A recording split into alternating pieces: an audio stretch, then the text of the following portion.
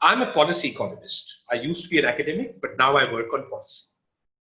When you work on policy, then you have to understand very clearly that you apply your economic skills in a context where politics and sociology matters. And therefore, there are two things to remember there.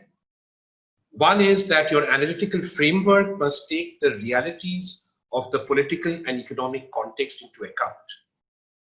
And you must be clear where you require those realities to change if economics is to work. And I'll be giving you examples across the next half an hour. The second is more controversial. Don't be data-driven. Data is manufactured. And data is just information. Data cannot help you come to a policy conclusion. Data cannot, I beg your pardon, drive you to come to a policy conclusion.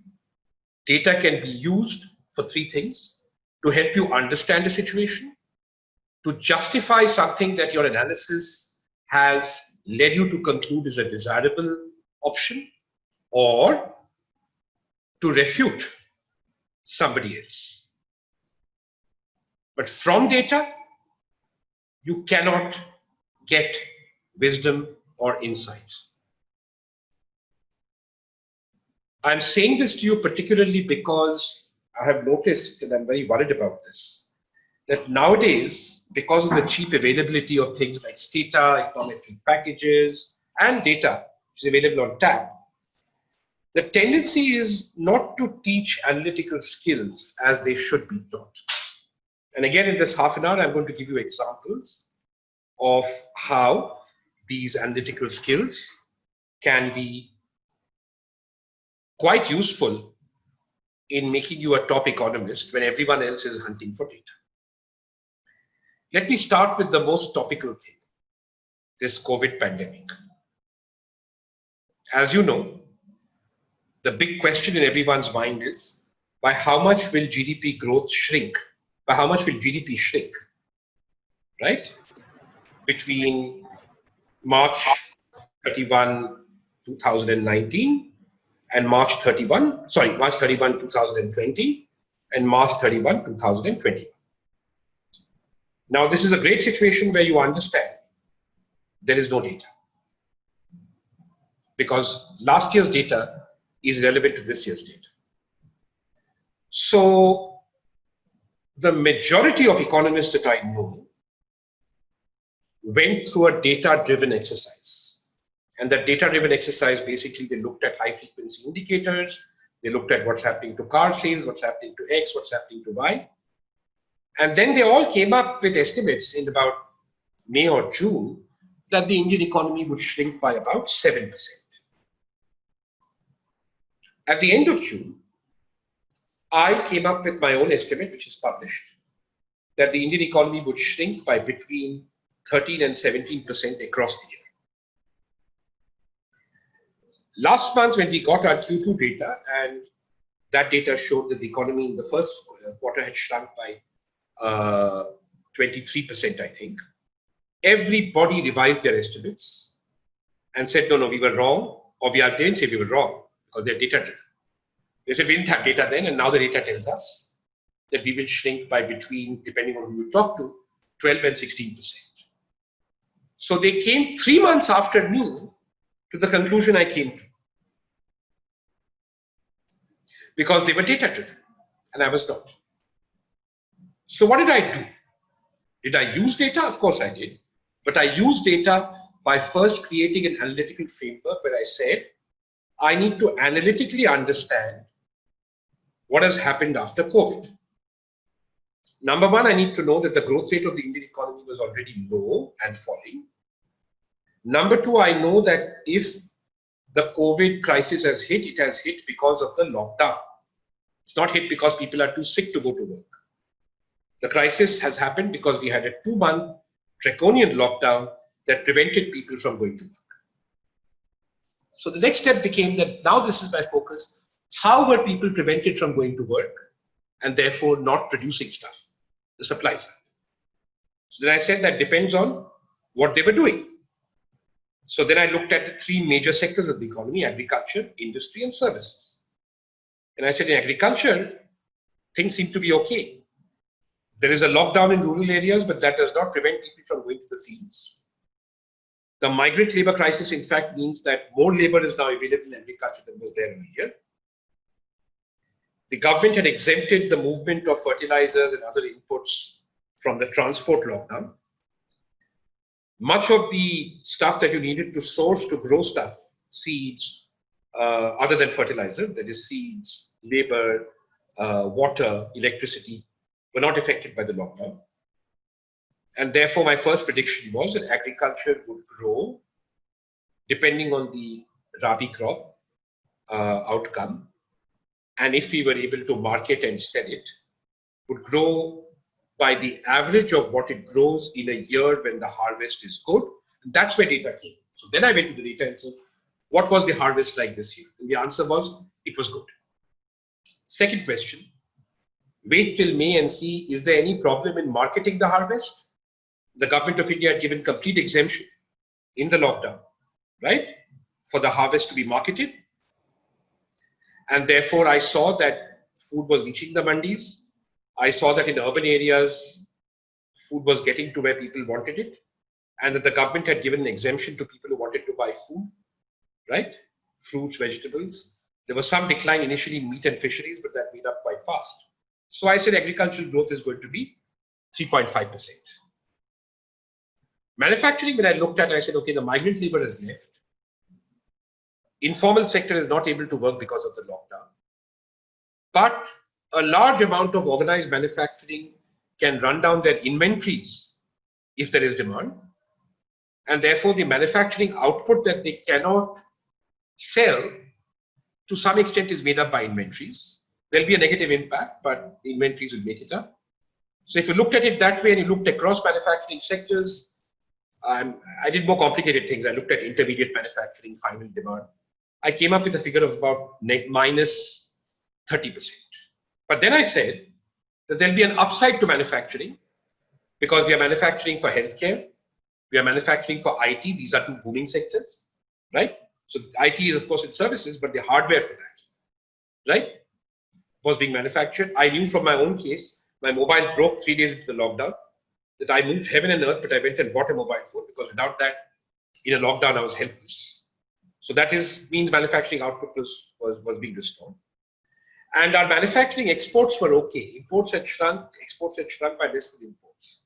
So I modified that minus 30 number based on this analysis and said it is minus 19. So see, I'm using data everywhere. But the analytical approach I'm taking is, I'm not going to wait for the high frequency indicators. I'm going to start with the premise and I'm then going to try and validate it. Services, I said, okay, 100% gone in transport, 100% gone in personal care. Some restoration of services will happen in other services other than personal services and transport. Not so much in trade, hotels and restaurants, but certainly in internal transport. You know, when you have to move agricultural stuff, then obviously you have to have last mile connectivity. So more transport to chalega. So from an estimate of something like minus 60% loss in services, I was able to come back to minus 39. And the average of that, weighted by the economy on the supply side, gave me that supply shrinkage will be something between 13 and 17%. Then I went to the demand side and I said, what's my analytical framework? What is demand? Demand is consumption demand, investment demand, and government expenditure. So government expenditure is going to be constant only because taxes are not coming in and the government had not announced a stimulus. So I said it will not fall, but it will remain constant. So on that side, demand is okay. Consumption demand, looking at the loss of purchasing power and looking at the loss of ancillary income, my estimate was it would fall by somewhere between the average contraction in manufacturing and services. So somewhere between 19 and 39. So I said, okay, so consumption demand, I think there's going to be something like a 20% hit. But then you have to counterbalance that with good agricultural performance. Agricultural demand goes up. So there I said, take away minus 7, so that 20-25% comes to about minus 17, right? Then when I refined that analysis, I said it may be a little lower. So I came up with demand will fall by, aggregate demand will fall by, because the government is constant, between 15 and 70. So then I said, as long as supply falls by 15 and demand falls by 15, I'm okay. If supply falls by more than 15 and demand does not, then we have a supply problem. And if the opposite happens, then we have a demand problem. And I sent that to the Prime Minister. So, and I said, you think about your stimulus in this context when the Q2 data comes out. Let's see. Of course, they didn't do it because they don't know what they're doing. But when the actual data numbers came out, everyone was saying 12 to 17, which is exactly my analysis. But they came out with it because they looked at the data and they could be wrong or right. They have no analytical framework, nothing. Where was I wrong when the data came out? I was wrong on two things. I said government expenditure would be constant. Actually, government expenditure, for some reason I don't understand, fell by 10%. Yeah, so I was wrong there. But that was counterbalanced by the fact that I overestimated agricultural recovery. I said 3.6, it was 3.1. So they cancelled each other out. Okay. So in the end, it didn't matter, but I was wrong on these two things. I was right on 80%, and that's a good strike rate. So I was able to predict, without being data driven, accurately the net shock that people in the rest of the business took 3 months to predict because they kept saying, we don't have the data, we don't have the data. That is example one. Example two comes from regular macroeconomic policy. So just let me step back. So what did I need to understand to do this analytical framework? I needed to understand the macroeconomic identity, which you should all know, which is y is equal to c plus I plus g plus x minus n. That I used to estimate aggregate demand, right? C, I, G, x minus n. On the supply side, y is equal to agriculture plus industry plus services plus foreign trade. And I use that to estimate the supply side. I refined it because we have formal and informal sectors. And then using common sense, made estimates for services like airlines are 100% off, others are 90% off. And then used data to see if my common sense was completely off the mark. But I had an analytical framework. In the case of, more broadly, since I came back to India 7 years ago, many students would come to me and talk to me about cyclical and counter-cyclical. And I would tell them, beta, how do you know there's a business cycle in India? Data-driven log hai. Aapko padhate hi kuch aur nahi. So फिर they would bring a little graph. It will be up, going down, going up, going down, right? Going down, going up, going down like that. That's called, for the more mathematically minded of you, a polynomial in 3 degrees. And I would say, look, you're showing me a polynomial in 3 degrees. Why is this a business cycle? They didn't understand.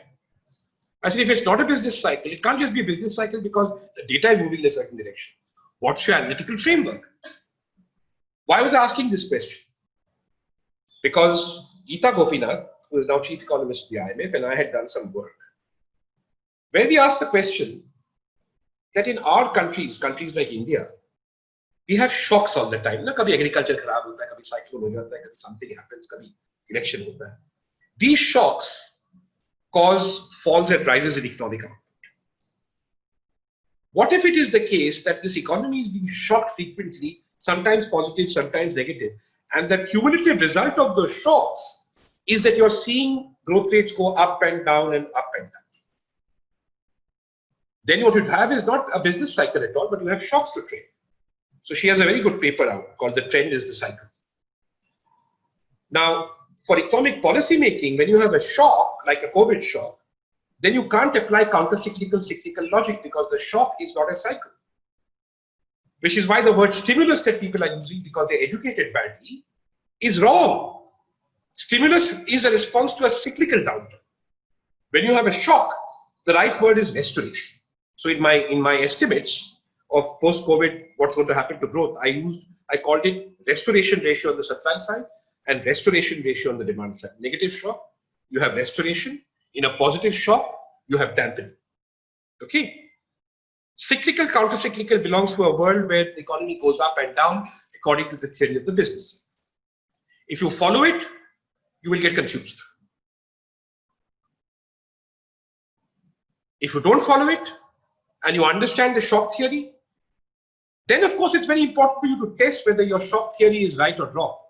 But you must have that shock theory first, otherwise you're applying some theory mindlessly and only doing econometrics.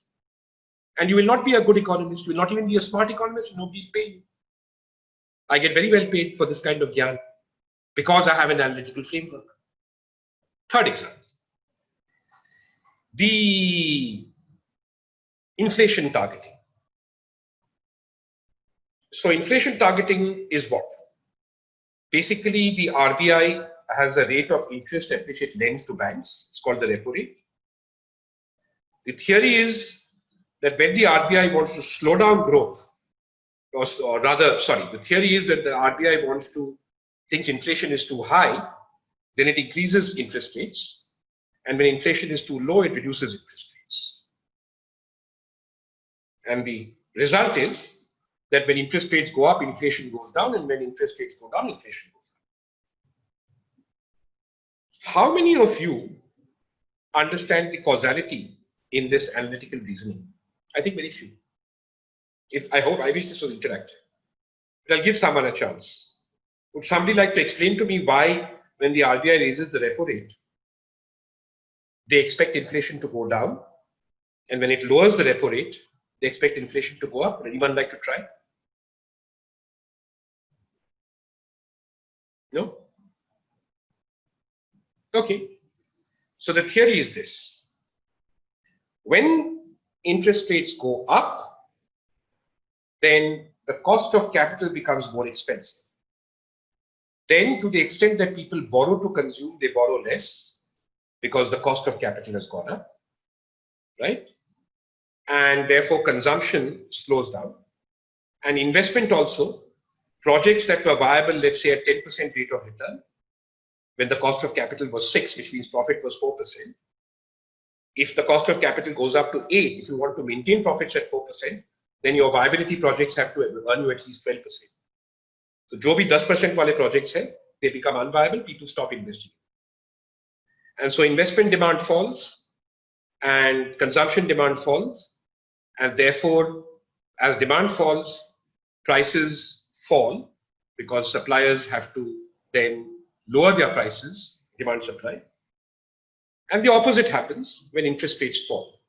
Consumption demand goes up, investment demand goes up, and prices rise. Okay, that's the theory. Nobody knows this. First question I asked is, what are the lags in this? You are saying as the Monetary Policy Committee that by changing the repo rate by 25, 50 basis points every 3 months, you are going to affect these demand supply equations. I challenge you. Second, these small changes, are they going to result in a change in behavior? If you change interest rates by 100 basis points, 200 basis points, hey. But that's true of all economies. But for India, the third is, there is an implicit assumption in this theory, because remember, the repo rate is the rate at which the RBI lends money to the banks. Then the banks lend money to the consumers and investors.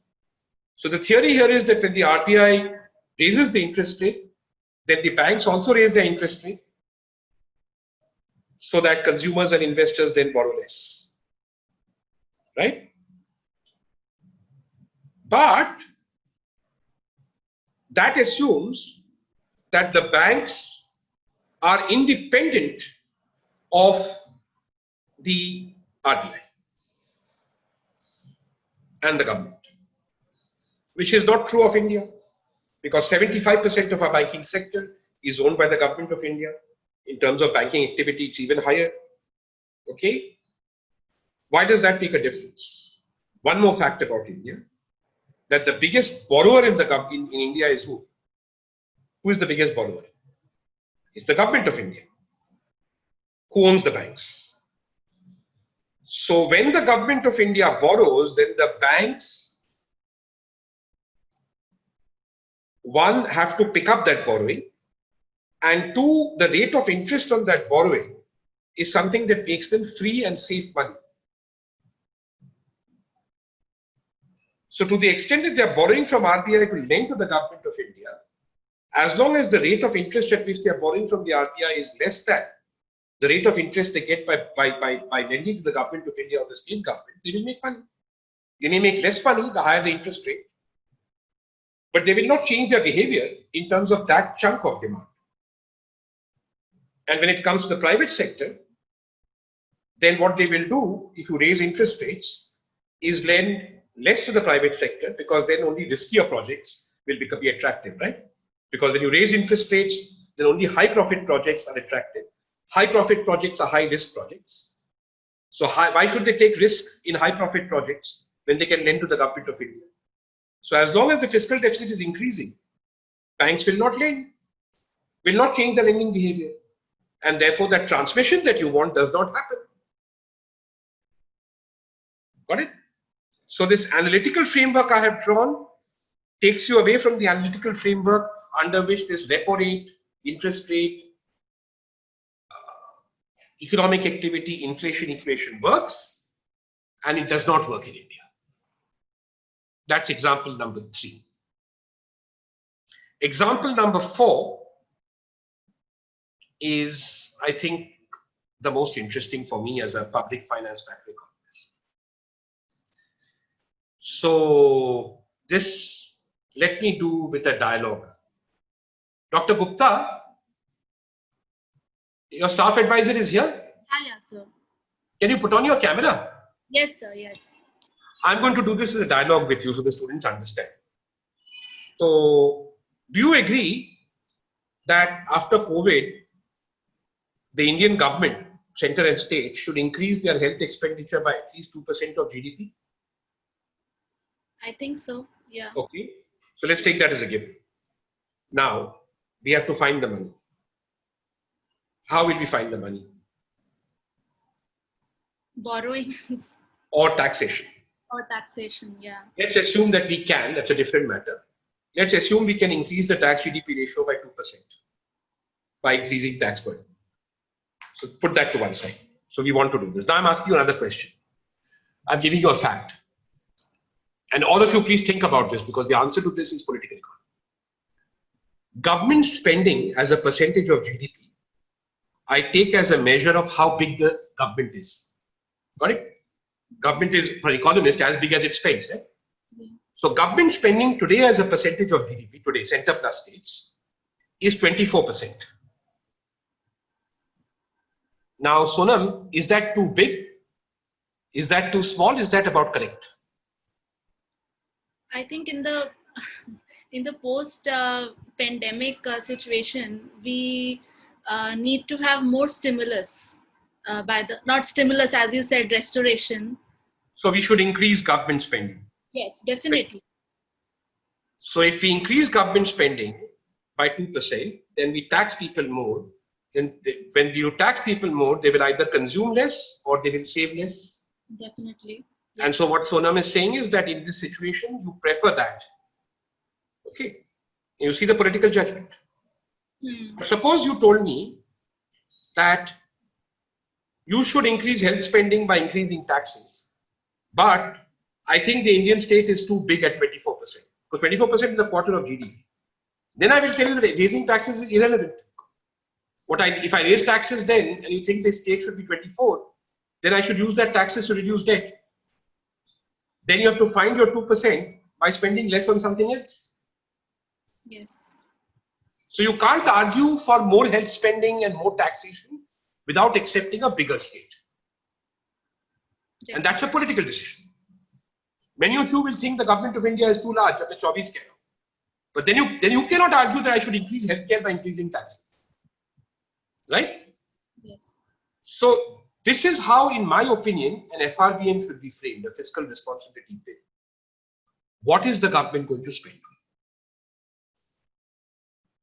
It is in this context that during the pandemic, I was asked by many TV channels and people, I wrote about it also, that government ko tax revenues are falling, they will have to borrow, paisa kahan se aayega, we have to monetize. Do you think it's a good idea to monetize the deficit? Monetizing the deficit for the students means government has 3 ways of getting money. Normally we only use 2. We go and tax people. Actually you have 4. You go and tax people more. In a pandemic, nobody is earning money, so your tax GDP ratio is going to fall. Clear. right? Everything is going to fall, income tax, GST, everything. You can borrow money, as I've explained to you. That's the second option. You can sell off your assets. That's called privatization or disinvestment. That also will not happen in a pandemic. Nobody's going to buy any assets. So your choice is between borrowing money from the market, or there's a fourth choice you don't normally use, which only governments can use, which is जाके note छापो और उसको use करो. Now people are worried about doing that because if you go on छापोing notes like that, you will raise inflation. So people ask me this question: should we start छापोing notes? Emergency hai. I said, Baba, the answer to that question depends on what you're going to do with the money. What are you going to spend on will determine to me whether I can justify increased borrowing or monetization. If you are going to, so there are two issues here. One is easy. Suppose you tell me I'm going to spend the money on building statues of Sardar Patel ji. I will say that it's a waste of money, because then to recover GDP in the pattern I want is not going to come from building statues. Because there's a demand shock and you're not addressing it by building statues. Then you tell me I'm going to put money into Narega. I'll say, okay, that makes sense, but how much money are you going to put in Narega?